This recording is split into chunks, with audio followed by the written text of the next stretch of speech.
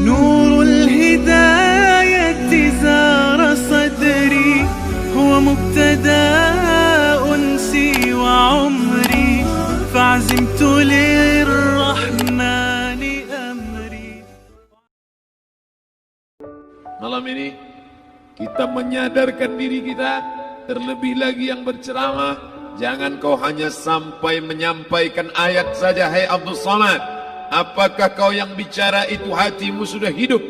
Senantiasa merasakan diri, aku orang paling hina, aku orang paling kotor, ditempelkan kening ke lantai di tempat yang diinjak tapak kaki, mengatakan bahwa aku bukan siapa-siapa. Umur diberikan Allah 40, 60, 70. Berapa yang kupakai untuk menolong agama Allah? Berapa yang kupakai untuk mengingat Allah? Mata, tangan, telinga, kaki akan diminta tanggung jawab di hadapan Allah. Dulu dibangga-banggakan, dihormati, dimuliakan. Yang kami muliakan Al-Mukarram, Al-Ustadz. Tapi pada saat tiba masanya, yang kita bawa tak lain tak bukan innallaha la yanzuru ila ajsamikum. Allah tak menengok badan, fisik, bentuk tubuh, baju, ini sampulnya saja. Wala ila suwarikum, Allah tak menengok rupa, wajah. Walakin yanzuru ila qulub, hati kamu yang bersih itulah yang kau bawa menghadap Allah Subhanahu wa taala. Yauma la yanfa'u malun, harta tak berguna, wala banun, anak tak bisa menolong, harta tak berguna, anak tak mampu menolong, illa man atallah, kecuali orang yang datang menghadap Allah biqalbin salim, dengan hati yang bersih, hati yang tulus, hati yang memercikkan cahaya iman, hati yang bersih dari hasad, busuk hati, sum'ah, riya, takabbur. Itulah yang menolong di hadapan Allah Subhanahu wa taala. Apa kata Imam Ali radhiyallahu an? An-nasu niyam. Semua manusia waktu hidup itu tidur. Bapak tidur, ibu tidur, saya tidur. Semua orang waktu hidup itu tidur. Falamma matu, ketika dia mati, disitulah dia baru terjaga dari tidur panjang. Saat Israel mencabut nyawa, ditarikkan adalah satu centapan yang kuat. Disitulah kita baru terjaga dari tidur panjang. Betapa aku meninggalkan salat, betapa aku tak berzakat, betapa dulu kekuasaan. Aku lulus umur 30, pensiun 58, 28 tahun, apapun tak pernah kubuat untuk agama. Sibuk membesarkan anak, sibuk mengurus warisan. Anak pun tak ingat dengan kita, karena kita lupa menanamkan pendidikan agama di dalam otak kepalanya. Harta yang banyak tak sempat menolong agama Allah. Anak tunggal semata wayang tak sempat dididik agama. Istri meninggalkan dalam keadaan stres susah hatinya, karena dia tak diajarkan sabar menerima ridha ketetapan takdir Allah. Dan paling celaka, tak pernah anggota tubuh ini dipakai untuk berzikir, muhasabah, mengingat Allah. Tak pernah mata dipakai menengok Quran, kitab suci Allah. Tak pernah dipakai hati merenung sejenak, apa yang akan kubawa mati menghadap Allah Subhanahu wa taala. Abdul Samad dari dalam tanah naik ke atas tanah, ceramah,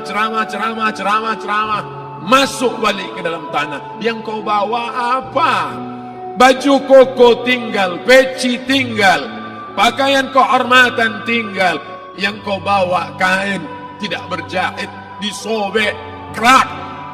Itu yang akan menyampul kulitmu, yang selama ini kau dimandikan, dibersihkan oleh ibumu dulu 60 tahun yang lalu.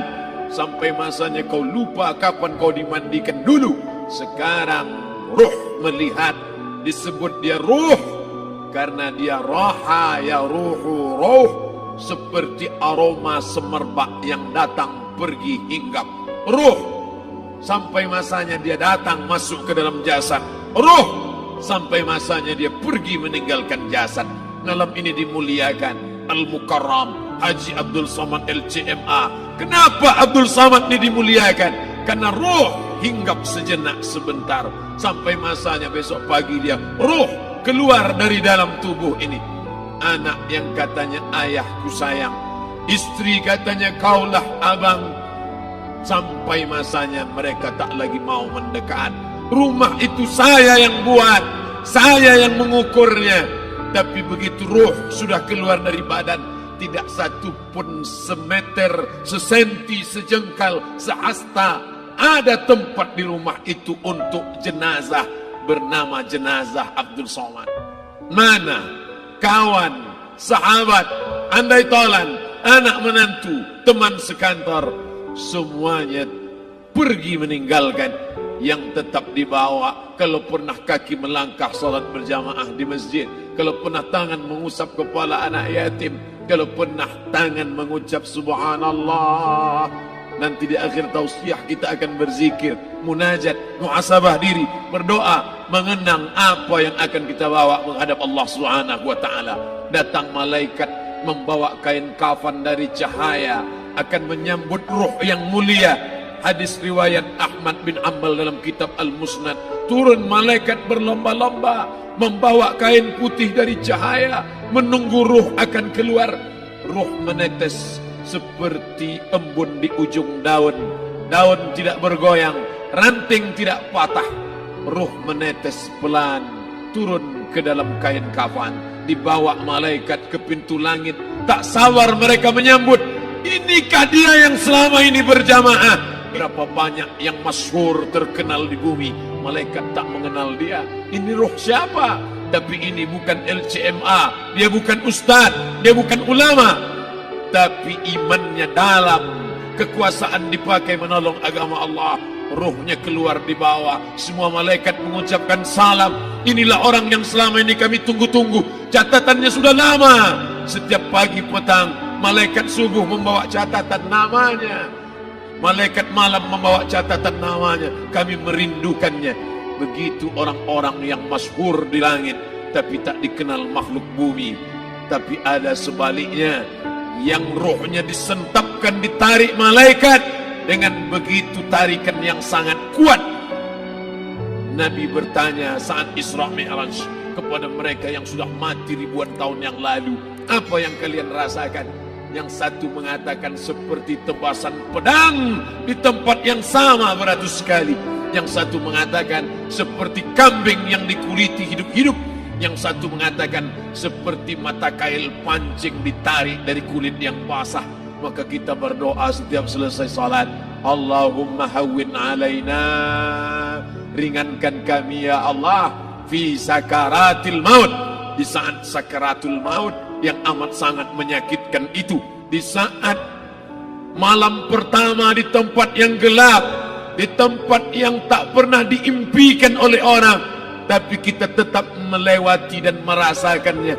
Perlahan-lahan cacing tanah, ular-ulat kalajengking akan menggerogoti kulit yang selama ini dimandikan, selama ini dipakaikan sampo yang mahal, selama ini dioleskan pelembab yang lembut. Tapi ternyata sebelum roh keluar jasad, setelah keluar, dia hanya akan menjadi santapan cacing tanah, hancur berkeping hari demi hari. Yang pertama kali membusuk adalah mata, karena dia berisi cairan. Cairan ini mengering, busuk dan berlubang. Lalu kemudian usus sebulan di dalam tanah, mulai dia menggelembung masuk angin dan dia meletus pecah. Cacing-cacing tanah mulai datang menggerogoti, memakan. Habis, siap tak siap, suka tak suka, kau akan didatangkan. Apa yang akan ditanya oleh Allah? Perbuatanmu, amalmu. Faman ya'mal mithqala dzarratin khairan yarah. Sebesar biji sawi, sebesar ujung rambut, kau aniaya orang, kau makan titik puluh keringatnya. U'tul ajira ajrahu, berikan upah pekerjamu, gaji tukang panenmu, gaji tukang cuci setrikamu. Kau makan, kau tahan 3 bulan. Dia tak menuntut, dia senyum, dia hanya mampu mengadu kepada Allah. Tapi titik peluhnya yang keringatnya, air matanya akan kau balas di hadapan Allah Subhanahu wa taala. Di saat itu tak ada siapa bisa menolong. Hari ini uangmu banyak, kau bayar pengacara handal 1 jam 100 juta, bebas tanpa syarat. Tapi di hadapan Allah semua akan bersaksi. Al-yawma nakhtimu ala, lidah yang selama ini pandai bicara, dikunci, ditutup Allah Ta'ala yang akan bicara. Wa tukallimuna aydihim wa tashhadu arjuluhum, kaki akan bersaksi, tangan akan bicara. Bima kanu yaksibun, yang pernah dilakukan di masa yang lalu. Mata melihat seolah-olah nyata perbuatan itu pernah dilakukan dulu. Kita lupa, kita tak ingat, tapi catatan malaikat terlalu terang benderang. Wa in kullun lamma jami'ul ladaina muhdarun, catatan dibaca sampai-sampai orang itu tak percaya. Ma li hadzal kitab, kenapa buku catatan saya ini la yughadiru saghiratan, yang kecil-kecil, wala kabiratan, yang besar-besar, ahsaha, semua tercatat dalam buku catatan yang nyata. Dalam surat Al-Isra apa kata Allah? Iqra. Hari ini kalau dikatakan Iqra, baca Quran, Iqra baca Yasin, malam Jumat Iqra baca surat Al-Kahfi, tapi sampai hari itu Yasin tak bermakna, Al-Kahfi tak lagi disuruh baca karena hidup sudah berakhir. Iqra, baca. Apa yang kau baca? Kafa binafsikal yawma alaika hasiba, baca buku catatan amal. Sampulnya dosa, isinya dosa, catatan kakinya dosa, sampul penutupnya dosa, bibliografinya dosa. Sampai ia pun tidak percaya, kenapa aku hidup hanya dosa saja. Saat itu dia mendengar teriakan azab, saat itu dia menyaksikan pekikan teriakan sakitnya siksa.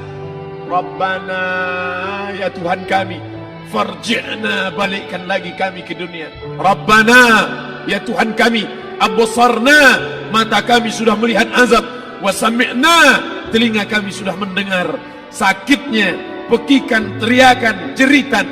Farji'na, balikkan lagi kami ke dunia. Na'mal salihan, kami ingin amal saleh, kami ingin bantu masjid, kami ingin sekolahkan anak yatim, kami ingin muliakan fakir miskin, kami ingin bantu panti jompo. Farji'na, balikkan lagi kami dunia. Kami ingin salat tahajud, kami ingin tahiyatul masjid, kami ingin puasa sunat. Saat itu penyesalan tak lagi berguna. Na'mal salihan, kami ingin amal saleh. Andai kau beri kami tenggat waktu ya Allah, laula akhartani, kalau kau beri aku waktu, ila ajalin qarib, aku tak minta hidup 1000 tahun, ila ajalin qarib, sebentar saja kau hidupkan aku ya Allah. Di situ orang baru tahu apa yang pernah dilakukan dulu, yang di masa lalu tak ada cara lain kecuali malam ini kita bertaubat, taubat nasuha, mandi, solat sunat taubat. Ma min muslimin yuznibu dzamban, ada orang silap, khilaf, buat dosa, salah. Siapa yang tak pernah salah? Sedangkan datuk moyang kita Adam pun salah, tapi dia mengetahui, sadar salahnya. Dia berdoa, Rabbana zalamna anfusana, kami sudah menzalimi diri kami. Wa illam taghfir lana, kalau kau tidak mengampuni kami, wa tarhamna, kalau kau tidak merahmati kami, lanakunanna minal khasirin, kami termasuk orang yang rugi ya Allah. Maka malam ini kita bermunajat kepada Allah, berdoa, mengenang masa lalu, bergelimang dosa, besok tak akan kita ulang. Kita minta ampun kepada Allah Subhanahu wa taala. Astaghfirullahalazim, astaghfirullahalazim, astaghfirullahalazim.